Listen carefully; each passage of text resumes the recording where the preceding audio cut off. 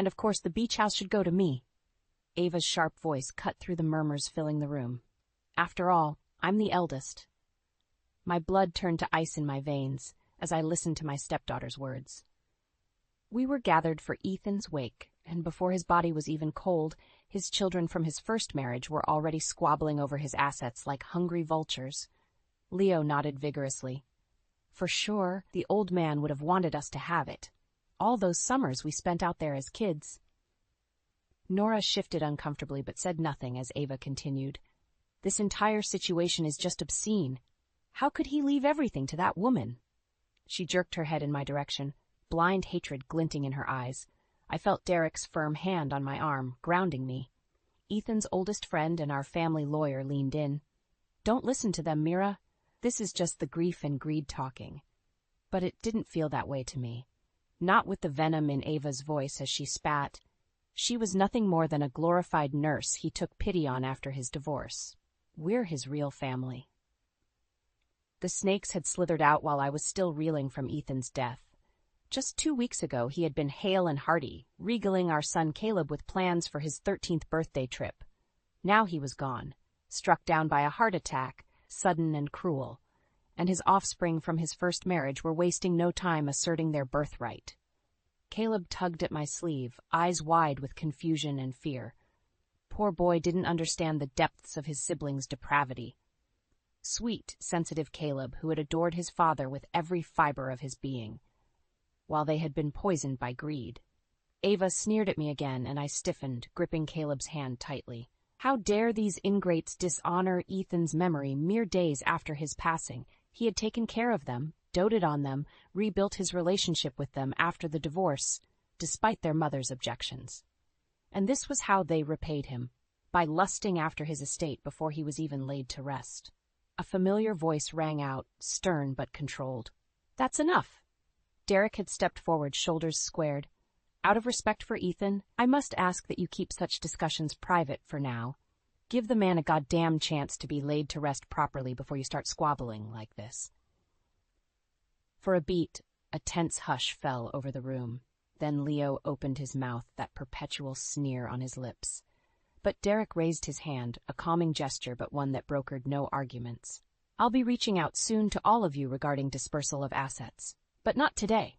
We're here to mourn Ethan and celebrate his life, not indulge petty monetary disagreements. Are we clear? Ava looked murderous, but she gave a terse nod. Crystal. She still, then turned on her heel and stormed out, Leo and Nora trailing behind.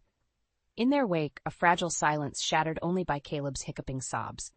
I pulled my son close, stroking his hair as my own tears flowed. Little did those vultures know, but Ethan had one final ace up his sleeve. As I clutched his last letter to me, written in shaky but determined strokes, I knew that he would have his justice. The game was just beginning. Sleep eluded me that night as Ethan's words burned in my mind. My dearest Mira, if you're reading this, then the worst has happened. I rolled onto my side, clutching the crumpled sheets as the memory washed over me in vivid detail. It was just last week that I had discovered the thin manila envelope tucked in Ethan's desk drawer, my name scrawled across it in his familiar handwriting. At first I had shrugged it off, assuming it was related to another of his business matters. But then I spotted the date, just 3 days before his fatal heart attack. My hands had trembled as I sliced through the envelope's flap. 5 neatly folded sheets fluttered out, each bearing a number, 1 through 5. Ethan's meticulous nature shone through even here, it seemed. As I unfurled the first page, the bottom dropped out of my stomach. It was a letter explicitly intended for me to read after he was gone. An icy chill gripped me as I started to read, barely paying attention to Caleb's playing in the next room. My dearest Mira, if you're reading this, then the worst has happened and I am no longer with you. My heart thudded as I inched forward. When we married 11 years ago, you became my true partner in every sense of the word. You have been the calm in my storm, the night to my day, the unshakable foundation that kept me grounded even as I built my empire. I remembered my shock, my disbelief at his premonitions, his assumptions that he would be torn from me so abruptly. Yet as the cruel fates would have it, his instincts proved correct. Just 3 days after penning this letter, he suffered a massive coronary during one of his morning meetings. The words blurred on the page as my vision swam with tears. This couldn't be the end. Not like this. Not after everything we had built together. Not after the ups and downs, the battles and battles won. Ethan had been my soulmate, my partner in crime. How could he be so cruelly ripped away? I continued reading, my chest tightening with every line. I know without a doubt that Ava, Leo, and Nora will come after my assets like starving wolves the moment I'm gone. I could practically hear his wry chuckle through the ink. They have revealed their true greedy, grasping natures to me, time and again. And while I have provided for them materially, I cannot allow them to descend like locusts, devouring every last flower in their path.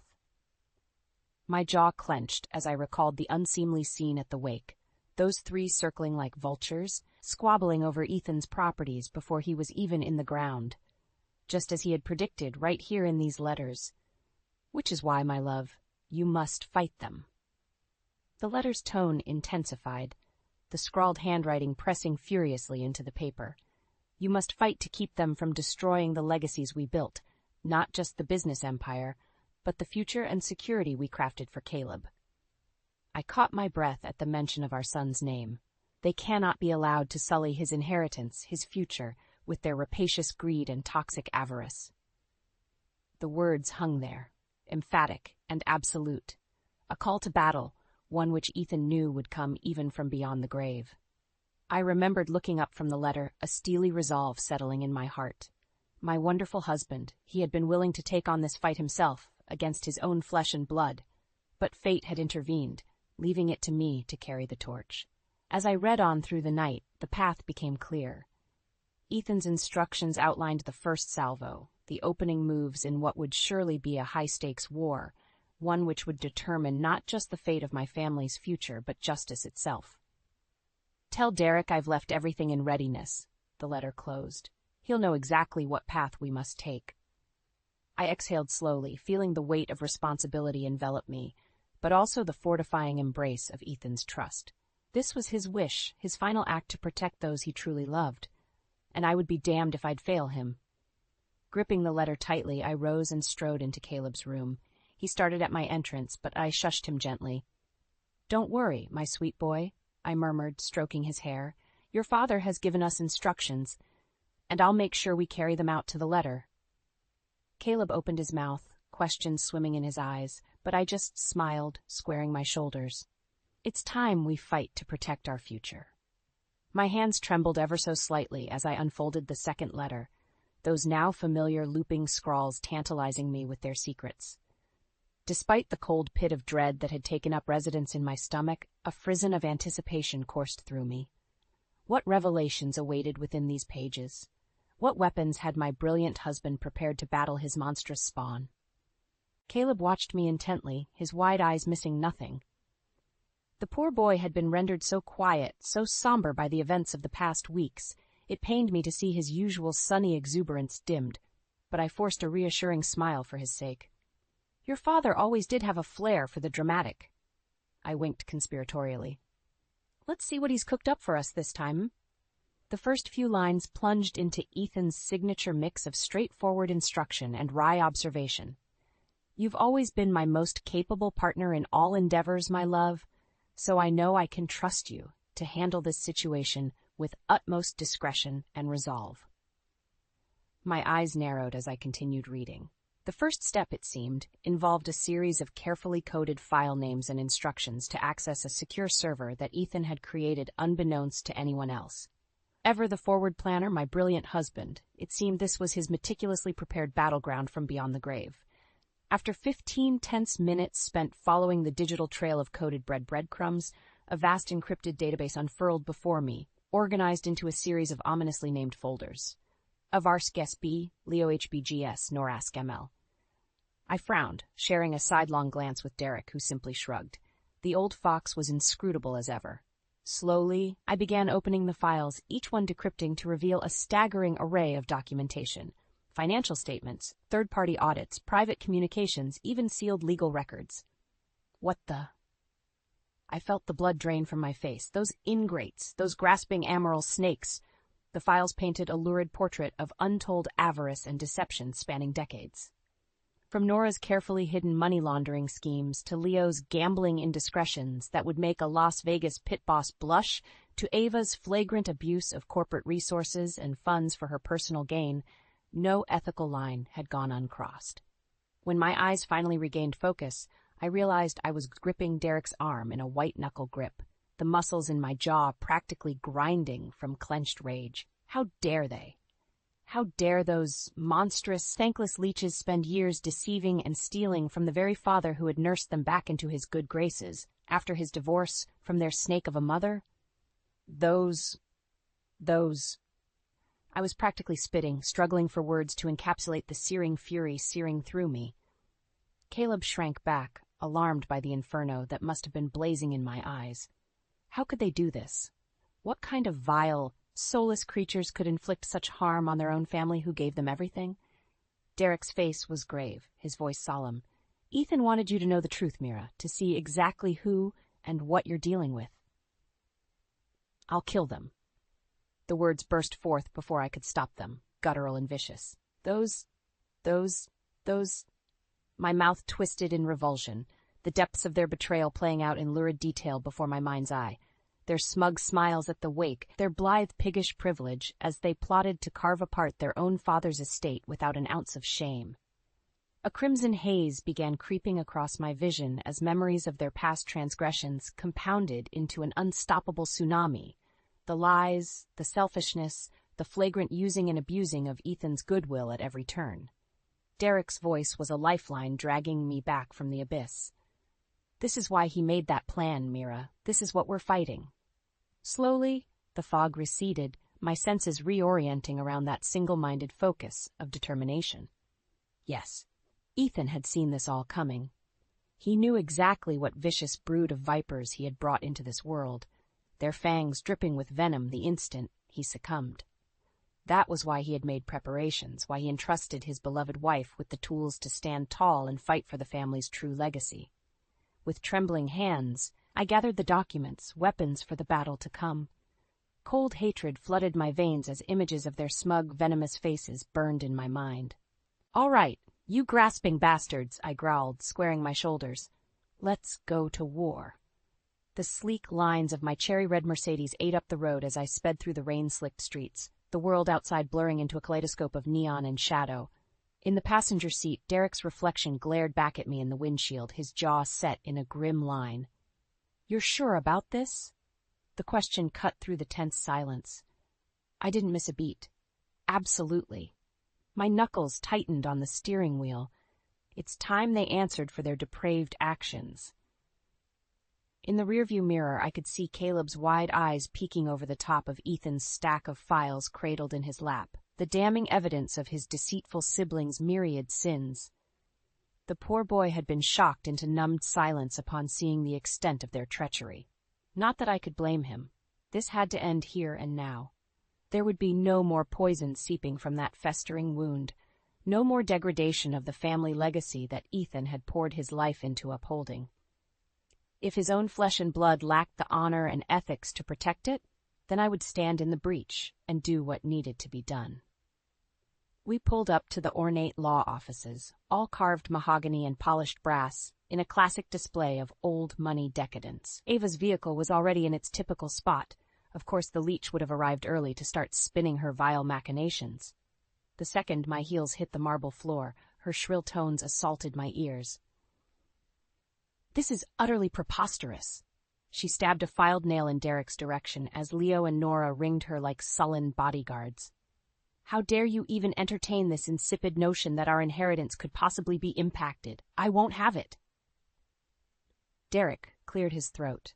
"Your father's wishes were quite clear in his most recent will and estate documents. His instructions were—" "His instructions?"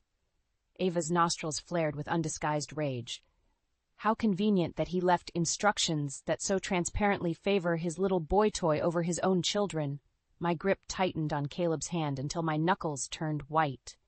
That classless harpy, how dare she slander Ethan's choices with her petty, ignorant jealousy? Still, I kept my expression neutral as I stepped forward, the binders of evidence clutched like deadly weapons. There's something you should all see before we continue. I pitched my voice in a deadly calm tone. Some information that has recently come to light regarding all of your activities. Ava opened her mouth, eyes glittering with malice. But Leo beat her to the punch with that familiar snide bark of laughter. Oh, here we go with the histrionics. What's in those, huh? More of your little crocodile tears act to try and guilt us into money laundering. My words detonated like a bomb in the middle of their smug tirade, rendering them momentarily stunned into silence. I pressed on, keeping my voice even and measured. Embezzlement, tax evasion, fraud on massive scales totaling in the tens of millions over the past 2 decades. I held up the binders, letting them take in the sheer volume of evidence collected there. For all of it meticulously documented in these files, complete with third-party audits and legal documentation to back it up. An uneasy tension crept over their faces as a hush descended. I could see the gears churning as they grappled to process this sudden upending of the playing field. Then Leo spoke again, a desperate edge creeping into his mocking chuckle.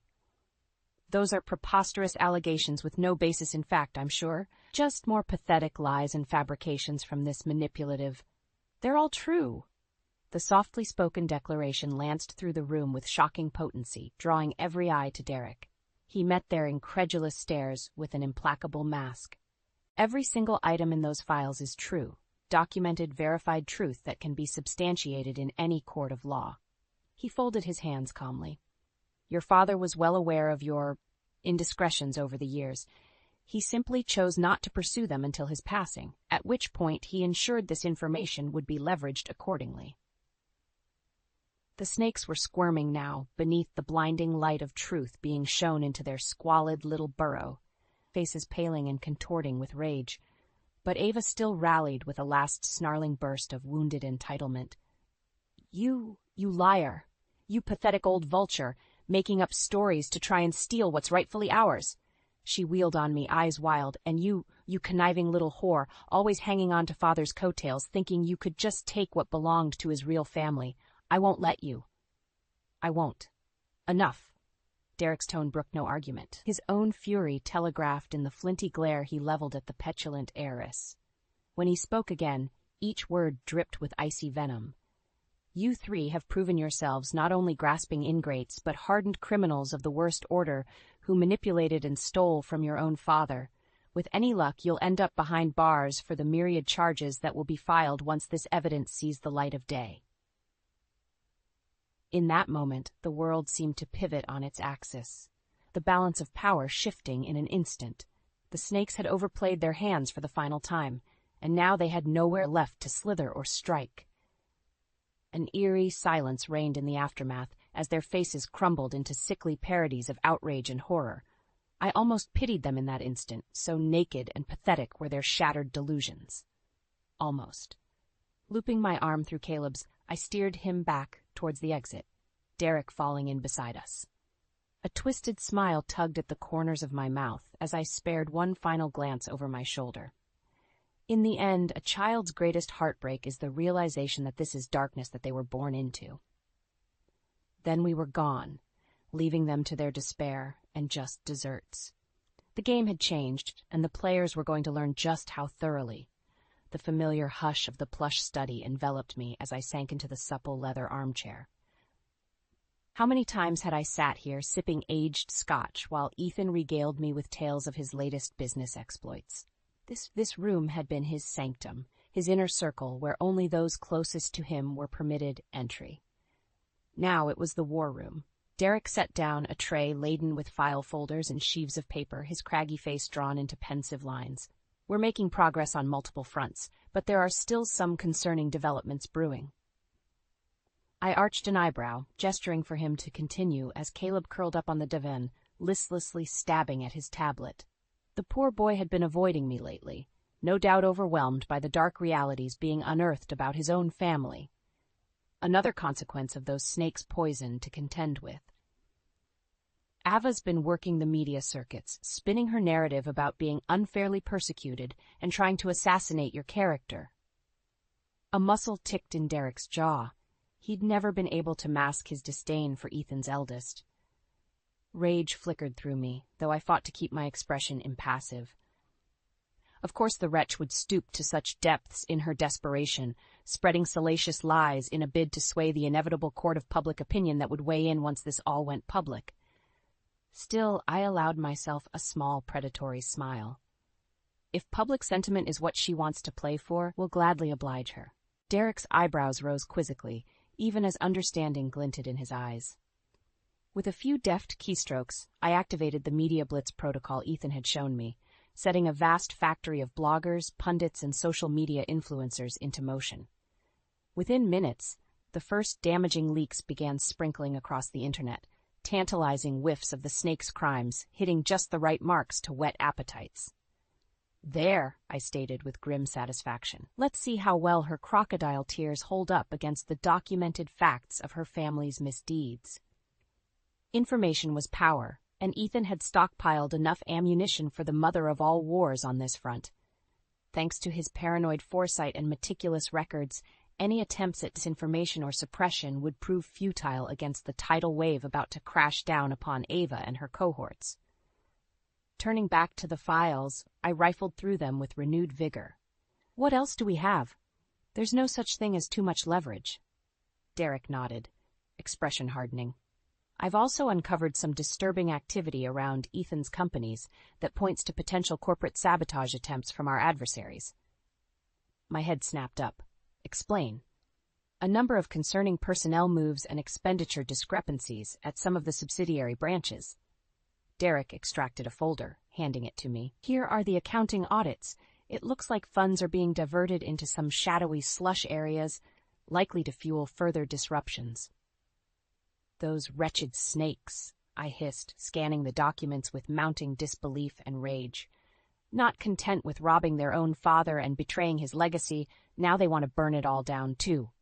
Of course they would stoop to such reprehensible depths. Their venomous greed and bitterness knew no bounds. Principles be damned. If they couldn't have Ethan's empire for themselves, they were determined to scorch the earth and salt the remains. Well, not on my watch. The phone was to my ear before conscious thought, muscle memory taking over as I rapidly punched in a coded sequence. When the line picked up, I didn't waste time with preamble. "Wade, it's Mira. We have a situation brewing. Possible infiltrators trying to compromise our holdings." I laid out the details in crisp, precise phrases, feeling a feral sort of satisfaction at the clipped, flinty responses from the other end. Ethan's head of corporate security had always been one of the family's staunchest loyalists and a consummate professional when it came to neutralizing threats. Derek watched me with an approving nod as I terminated the call, already mapping out our next actions. We'd hit them from every angle, whether slithering snakes or cunning serpents. Starting with locking down anything they tried to sink their greedy fangs into. A muffled gasp drew my attention across the room, where Caleb sat frozen, hand over his mouth and eyes wide with shock. Before I could react, his whispered words dropped like a lead weight. "Mom. The house." The security alert klaxon had already begun blaring by the time my feet hit the polished marble foyer downstairs. In one blistering glance through the reinforced windows, the full extent of the Viper's strike revealed itself. Glass shattered, gates torn open, windows smashed. An entire tactical team of masked intruders storming the premises, fanning out with cold precision. And at their core, striding with a victorious sneer, leading the charge, Ava. My heart stopped. No, not my home, not my sanctuary. My fists clenched in rage even as my mind whirred with sickening realization. The sudden activity around Ethan's assets. It had all been a feint, a diversion to draw our scrutiny away while the real play unfolded on our own doorstep. They were going for the jugular and hitting where it would hurt most. Derek exploded from the study, slamming his fist against the security lockdown switch as Wade's team began engaging the invaders. "We're cut off outside! They've trapped us inside!" My world narrowed to a single point of blazing fury as Ava's triumphant laughter rang out, muffled through the ballistic glass yet still scraping like nails. "Did you really think it would be that easy, you sanctimonious bitch?" She leveled the barrel of her rifle directly at me with a feral grin. "Time to burn it all down, starting with you." Checkmate, it seemed. The first thunderous volley of fire impacted against the windows as I pulled Caleb flush against me.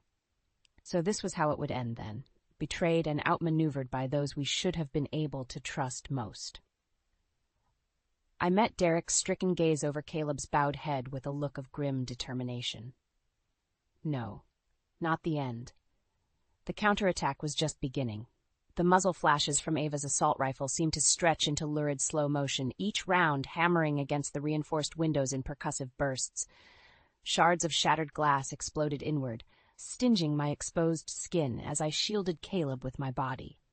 My mind raced even as fear clenched my gut. How could it have come to this? Gunfire and blood mere feet from where my darling Ethan used to read bedtime stories to our son. This home we had built together, now befouled by the very snakes who worshipped at the altar of their own greed.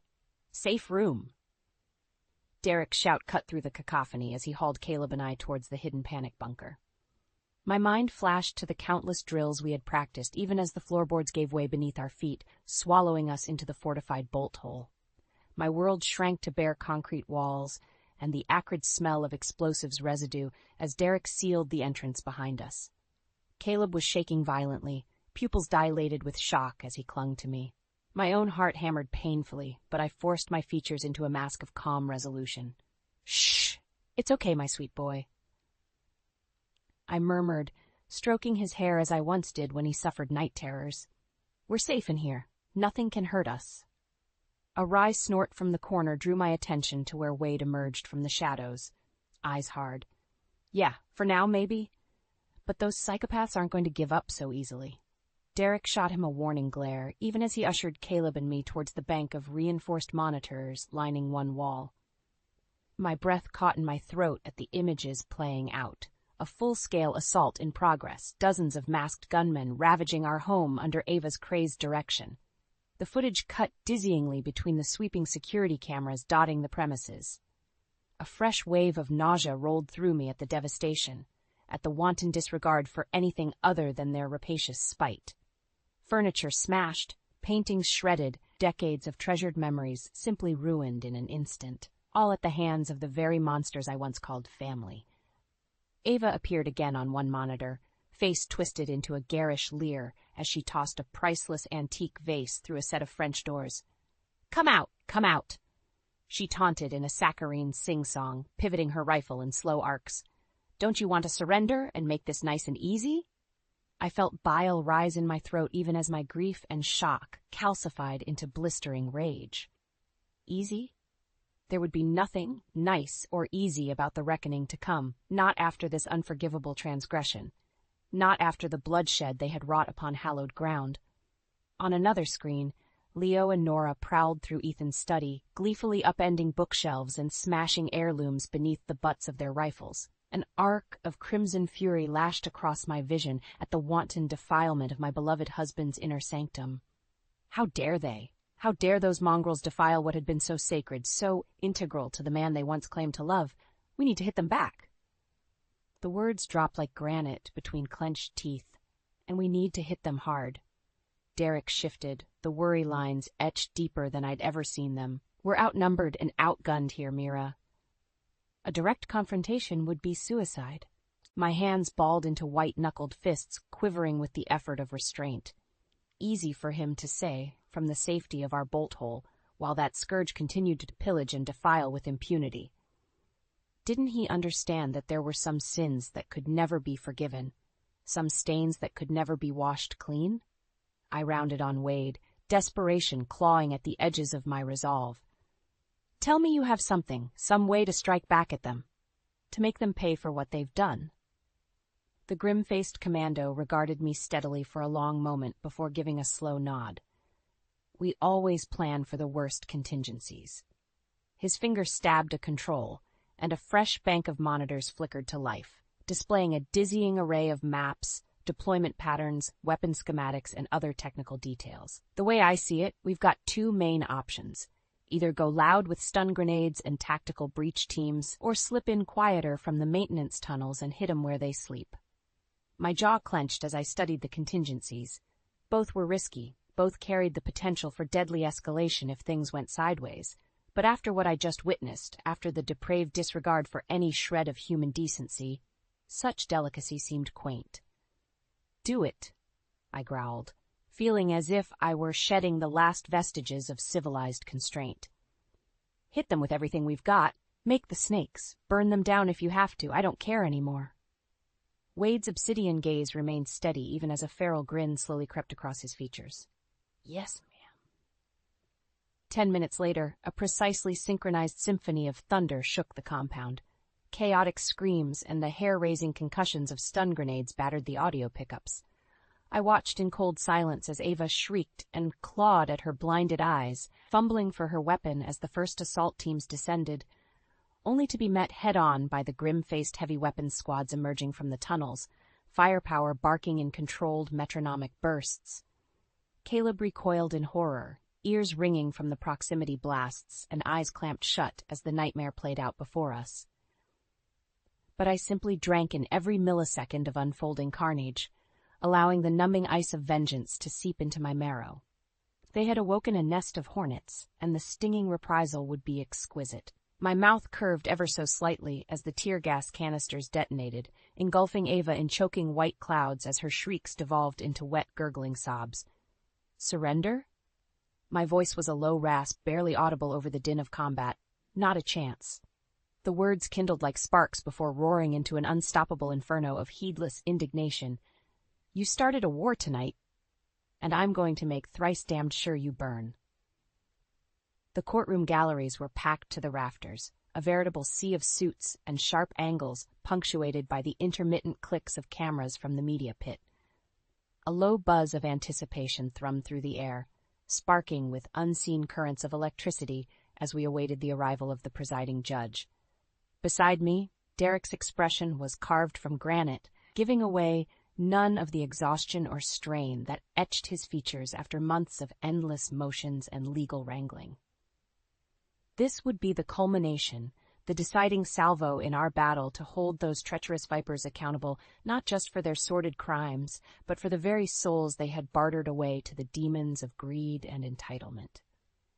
When the bailiff finally announced the judge's entrance, a hush blanketed the room, allowing every muted footstep and rustling whisper to resonate obscenely. I inhaled deeply, steeling myself against the rising tide of anger and disgust that threatened to overwhelm me as Ava, Leo, and Nora were led in, still defiant in the face of their impending judgment. My nails dug crescents into my palms as I drank in their appearances. Ava's once haughty mask reduced to a twisted caricature of barely contained rage, Leo's perpetual sneer now tinged with naked fear, and Nora. Poor, pathetic Nora, whose cowardice and moral vacancy had condemned her to this fate alongside her monstrous siblings. They huddled together, shooting venomous glares and muttered asides like truculent children, even as their legions of millionaire attorneys fussed and preened. Pathetic, simply pathetic, the lot of them. This twisted family, if it could even be called that, had sown the whirlwind, and now they would reap the harvest of their unforgivable transgressions. I refused to allow even a glimmer of pity to take root in my heart, not after the blood spilled and atrocities committed in their death throes. No, if anything, they should count themselves fortunate to still be breathing after that fateful night. As the preliminary matters droned on in that somnolent legalese, my mind replayed the vivid images seared into its darkest recesses. The muzzle flashes bathing Ava's contorted mask in demonic shades as the opening salvo rained down. Leo's wretched screams as the fast-rope teams punched through the shattered windows in a hail of debris. Nora recoiling with very real terror as the piano wire traps shredded her would-be cover into splinters.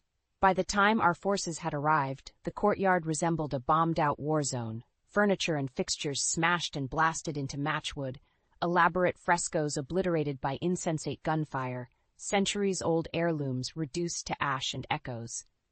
My own home, our sanctuary, butchered on the twisted altar of their petty vindictiveness and depraved rapacity. Every ounce of mercy, of restraint, that may have dwelled within me withered away in those harrowing hours as the assault unfolded. Whatever pitiful dregs of family allegiance still lingered shriveled up and died amidst the maelstrom of hatred and revulsion that engulfed me. And when at last that final, glorious moment arrived, Ava and her cohorts disarmed, bloodied, forced to their knees amidst the smoldering ruins of their doomed siege. I knew there could be no forgiveness, not for them and the unforgivable evil they had unleashed. "Please," Nora's trembling plea, barely audible, cut through the ringing in my ears as powerfully as any gunshot. "Mira, please, it wasn't supposed to go this far," as if summoning the very last dregs of her moral cowardice could somehow undo the atrocities, the wanton devastation surrounding us. My gut twisted with reviled contempt. Ava, ever the irredeemable monster, spat a curse rebuke that withered on her bloodied lips even as I strode forward, the barrel of my sidearm leveled with uncompromising precision. "Don't." The word lashed out with all the blistering finality of a gunshot. "You don't get to beg."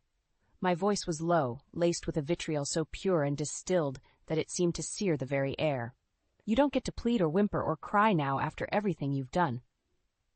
Despite the protests of the surrounding forces, I continued my advance until I stood mere feet from my quarry, staring down into those sunken pits of hatred and shame they dared call eyes. Only then, basking in the weight of their impotent fury, did I allow my mouth to crease into the slightest of vindicated sneers.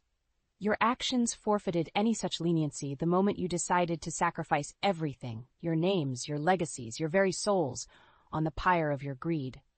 The muzzle loomed inexorably, daring them to protest further. Ava and Leo were actually quailing now, some dim flicker of self-preservation kindling behind their masks of bravado, while Nora simply crumbled, fat tears streaking down her blotched cheeks. So it would be then. They could gnash and howl at their ill fortunes, lash out like the beasts they had revealed themselves to be. But in the end, we would have the last, most decisive word. My finger tightened fractionally on the trigger, as decades of insults, betrayals, and unspeakable acts of depravity washed over me, prepping me for the coup de grace, only to be halted by Derek's gruff tones. "You're right, Mira. They don't deserve any mercy, not with all the undeniable proof we've compiled of their grotesque criminality over the years." The old wolf stepped forward, a satisfied glint in his eyes as he savored the disbelieving horror dawning across the snake's features. "Which is why it will be a jury of their peers, untainted by these nauseating displays of arrogance and vice, who dictates their ultimate punishment. Long, lengthy prison sentences from which hopefully they emerge having reclaimed some shred of dearly lost humanity." I faltered, anger wavering for the briefest instant as Derek pressed his advantage. "Or they can choose the path of unfettered ruination, consuming themselves with hatred until they're nothing but hollow, empty husks alongside the wreckage of everything your father strived to build." He placed a steadying hand on my shoulder, grip vice-like. "But that decision is now out of our hands. We've won, Mira. It's time to step back from the abyss and let justice and truth reclaim their rightful place." My grip slackened, digits numb as the weight of his words impacted me. Of course, Ethan would want no blood on our hands, no matter how sorely tested our resolve. This was never about vengeance or sordid reprisals, but upholding the ideals he had embodied till his last breath. I met Ava's hate-filled, incredulous glare with a look of implacable resolve. "Don't mistake this for mercy or forgiveness," I rasped with finality. "Just the inevitability of karma finally catching up to dole out its judgments." As if on cue, the courtroom doors banged open, admitting a flood of bailiffs who quickly swarmed to take custody of the vipers, slapping heavy manacles around their wrists. Nora was openly hysterical now, Leo petrified in disbelief while Ava still clung to her indignant rage like a shipwreck victim, grasping flotsam. "This isn't over, you pathetic excuse for a human being." She thundered over the cacophony, straining against her restraints. "You think this little stunt means you've won? My father's precious legacy ends here, bitch. We made sure of it." But her seething bravado was just so much hollow bravado in the face of the implacable tide sweeping her away. I simply watched impassively, finally at peace. Wrong again, I'm afraid. The words carried the quiet weight of inevitability itself. The only thing ending here today is your poisonous delusions. One by one, their hollow threats and blusterings faded into the ether alongside their departing forms, and as they were finally dragged from the court, I felt a lightness in my chest, as if a decades-old weight had finally been lifted away. Next to me, Derek arched a wry eyebrow, the ghost of a smile creasing his features for the first time in ages. "You did it, Mira. It's over." And for the first time in what felt like an eternity, I felt my lips curve in a genuine, unfettered smile. Not of vengeance or triumph, but of the promise of redemption that lay ahead, a true legacy being born from the ashes of greed and hate. "No, Derek." I gave his hand in grateful squeeze. We did, and with Caleb at my side, we turned and walked out into the future, come what may. The soft breeze carried the scents of freshly turned earth and newly sprouted blooms, perfuming the crisp morning air with the promise of rebirth and renewal.